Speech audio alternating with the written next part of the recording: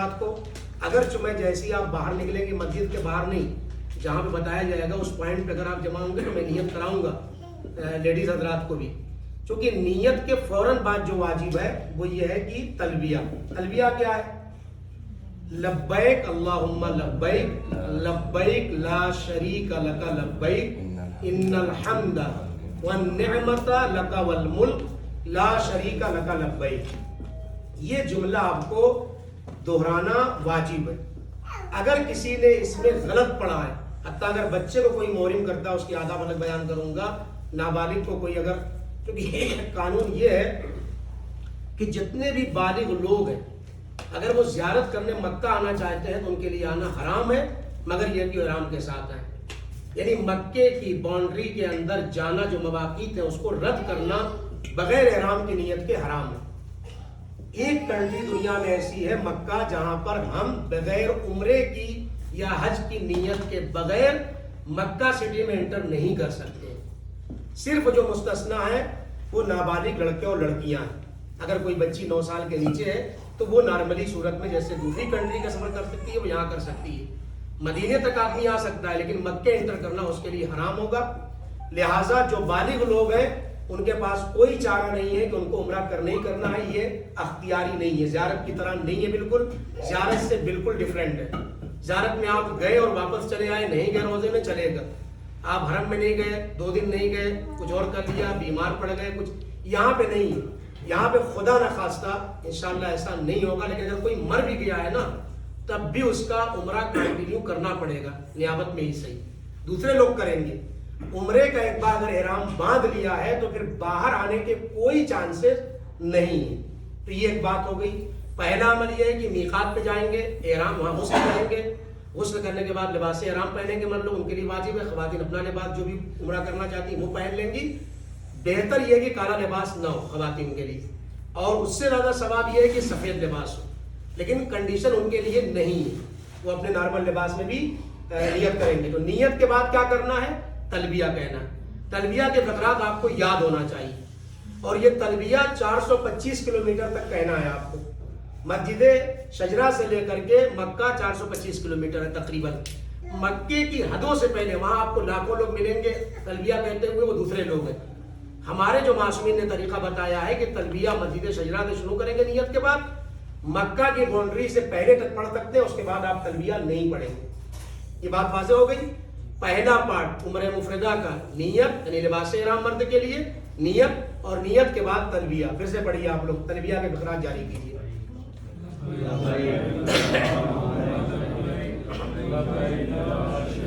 آصف بھائی تھوڑا پانی لے لیجیے ذرا۔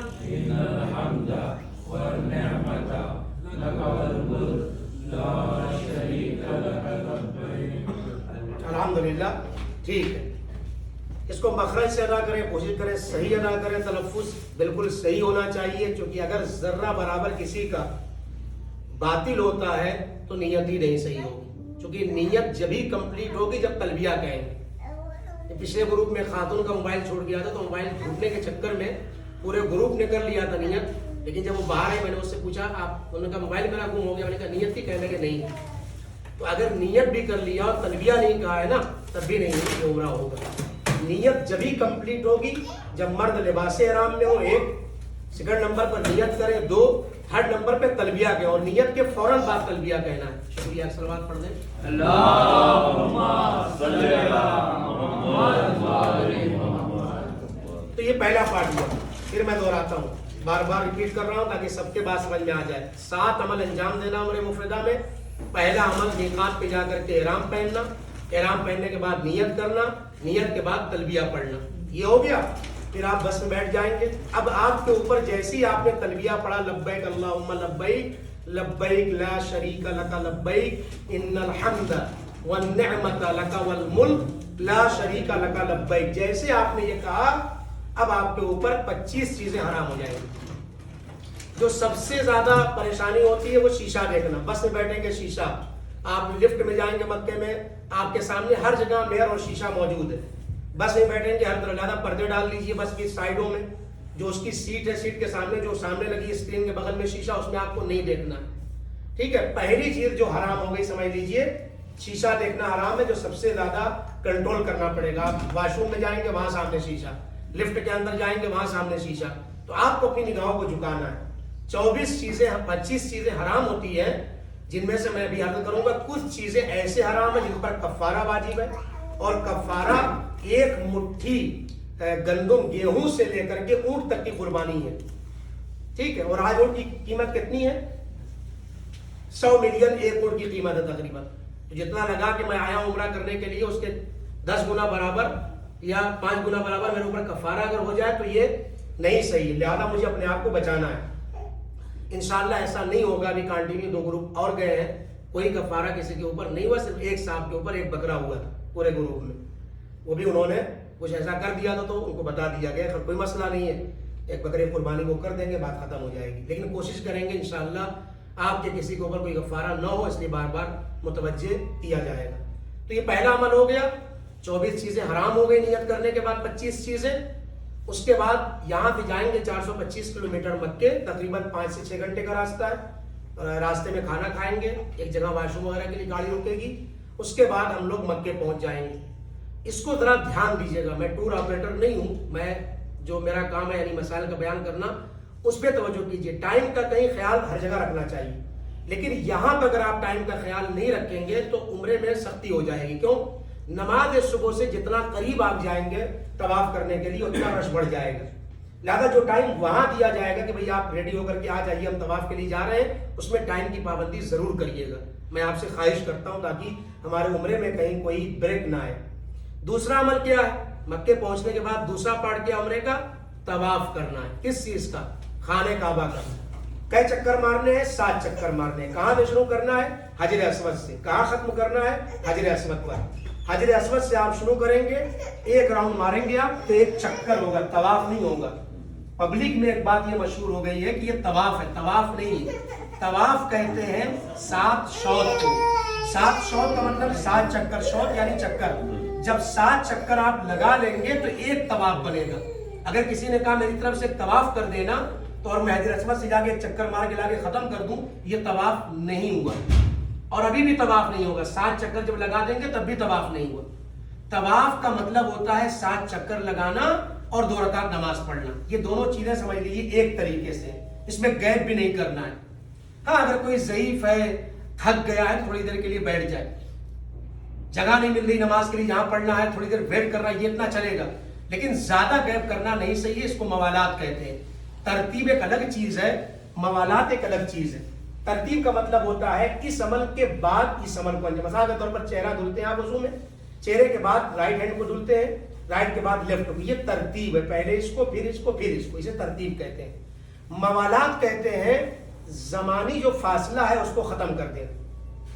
مثال کے طور پر میں نے چہرہ دھلا وضو میں، فون آ گیا اور میں فون پہ ہلو کرتا رہا، خیریت پوچھتا رہا، بات کرتا رہا، اور جب فون ختم کیا تو اب رائٹ ہینڈ دھلنے لگوں. یہ صحیح نہیں.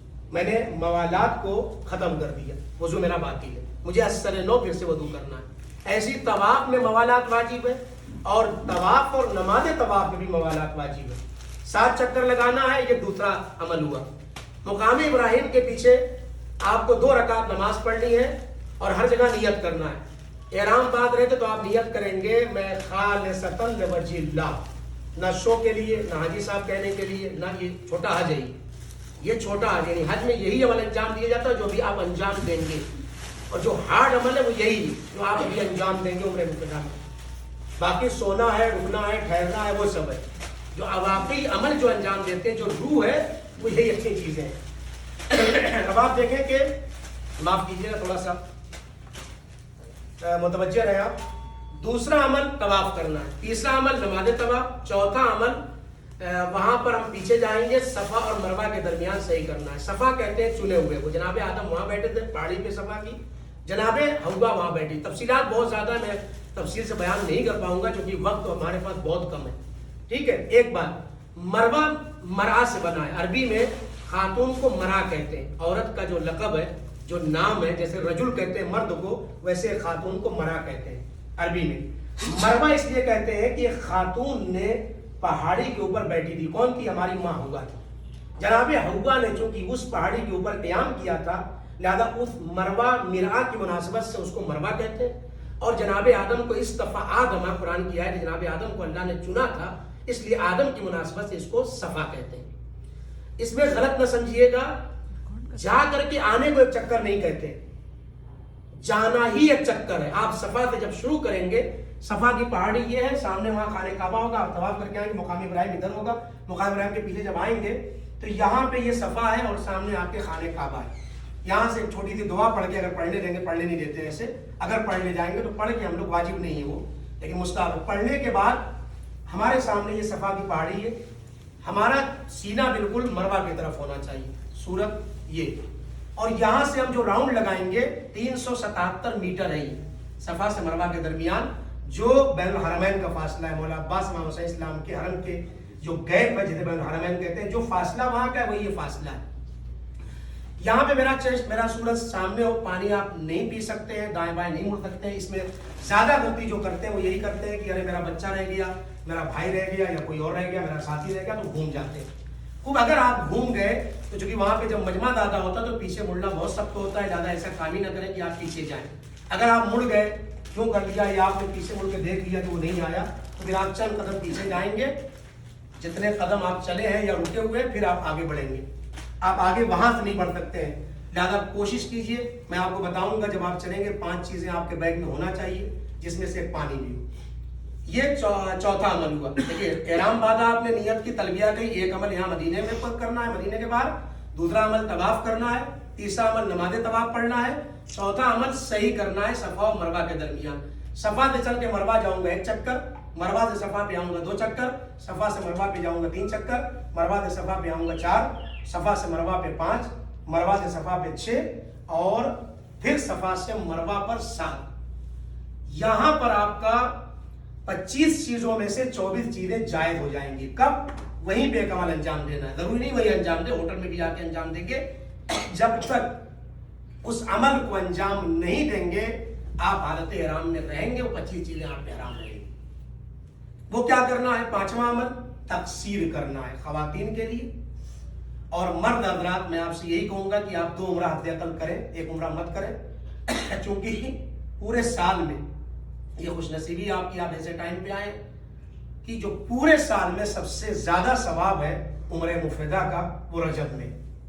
مجھے محسوس ہو رہا ہے کہ آپ لوگ پہلی یا دوسری رجب کو وہاں ہوں گے، ایسا ہے نا؟ تو آپ وہاں پر ایک عمرہ الگ سے میں انشاءاللہ آپ کو بتا کے کروا دوں گا۔ وہاں لمبا نہیں جانا ہے، تقریباً آپ کا 4 سے 5 گھنٹے کے اندر میں پورا عمرہ کمپلیٹ ہو جائے گا۔ وہاں دور نہیں جانا، میقات نزدیک ہے، تقریباً آدھا گھنٹے کا یا 20 منٹ کا راستہ ہوگا۔ تو چونکہ رجب میں سب سے زیادہ عمرے کا ثواب ہے، تو ایک عمرہ انشاءاللہ پھر دوبارہ آپ کریں گے تاکہ وہ عمرہ رجبیہ کا بھی ثواب آپ کو انشاءاللہ مل جائے۔ وہ کیا کرنا ہے؟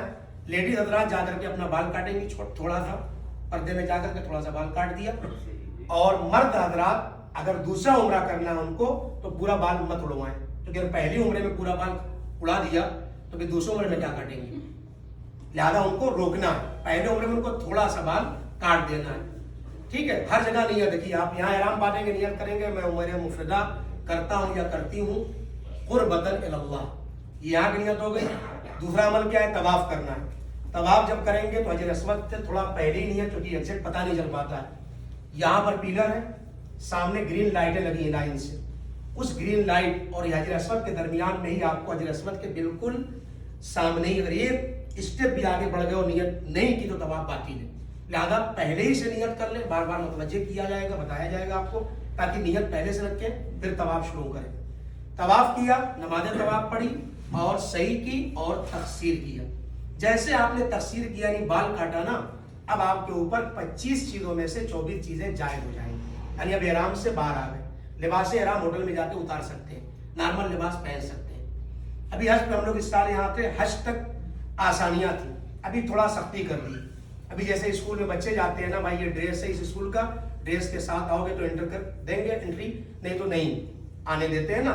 ان لوگوں نے یہ قانون بنا دیا ہے مرد حضرات کے لیے، خواتین کے لیے بہت ساری چھوٹیں، ان میں ایک چھوٹ یہ بھی ہے، آپ لوگ جب بھی جائیں گے خانہ کعبہ تک، آپ کے پاس اسی لیے بہتر یہ کہ 2 لباس آپ کے پاس احرام کا رہنا چاہیے، اگر ایک گندا ہو گیا، نجس ہو گیا، تو جب بھی آپ کو جانا ہے، کیونکہ 7 عمل، ابھی کتنے عمل ہوئے عمرہ مفردہ میں؟ 5 ہوئے نا بھئی، احرام کا لباس پہنا، نیت کی 1، طواف کیا 2،